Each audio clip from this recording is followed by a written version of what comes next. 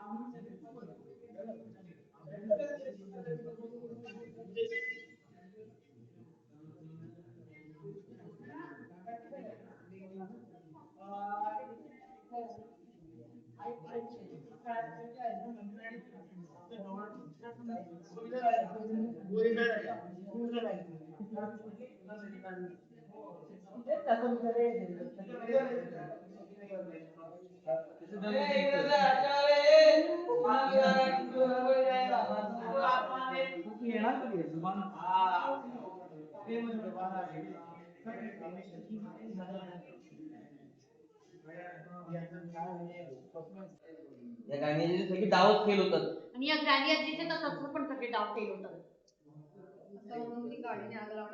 बघितलं काळी पेटवली आग आहे. आग तो बिल्डअप केला त्यात राजन आलं तेवढं सटाक मार.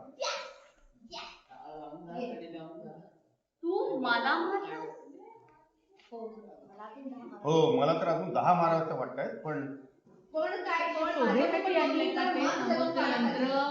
पेटव ना.